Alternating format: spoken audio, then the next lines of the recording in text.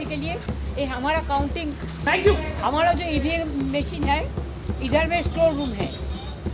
तो आप लोगों को जानकारी है कि नेताजी इंडोर में सीसीटीवी पे हम पाया गया और बहुत सारे जगह में कि उधर में मैनिपुलेशन हो रहा है और बाहर का आदमी आके वो खुल रहा है, देख रहा है, पोस्टल बैलेट को इधर उधर कर रहा है। वो देखने के बाद मैंने जब देखा टीवी में तो मैंने सोचा मैं भी थोड़ा देख के आऊँ।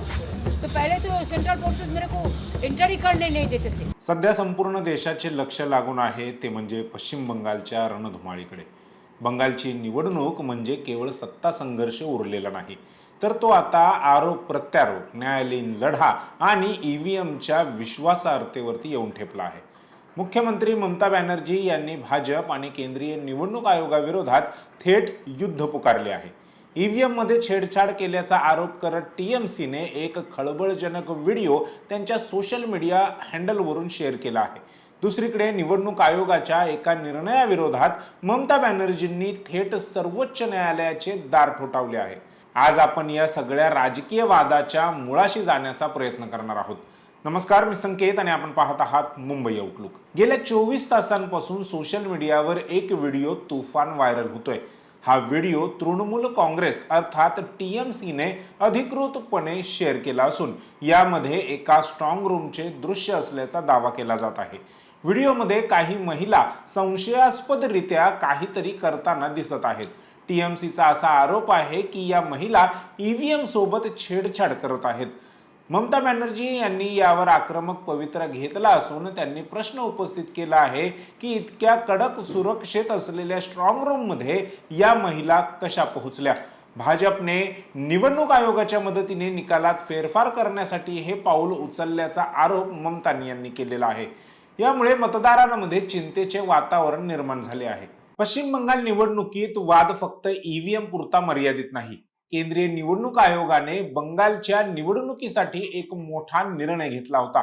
या निर्णयानुसार निवडणुकीच्या महत्त्वाच्या कामांसाठी आणि मतमोजणी प्रक्रियेसाठी केवळ केंद्रीय कर्मचाऱ्यांची नेमणूक केली जाणार होती।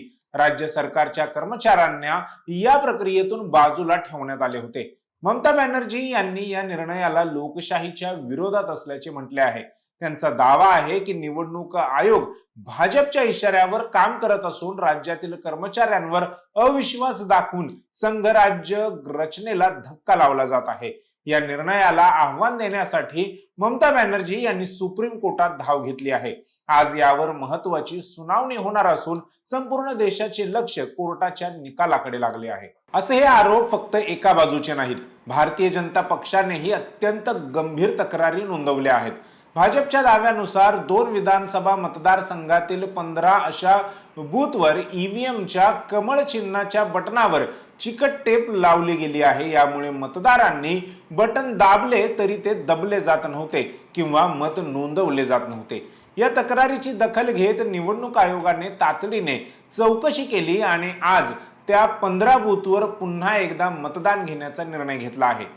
ही घटना बंगालमधील निवडणूक किती संवेदनशील स्तरावर पोहोचली आहे हेच दर्शवते। आता प्रश्न पडतो की बंगालसाठी इतकी प्रतिष्ठा पणाला का लागली आहे।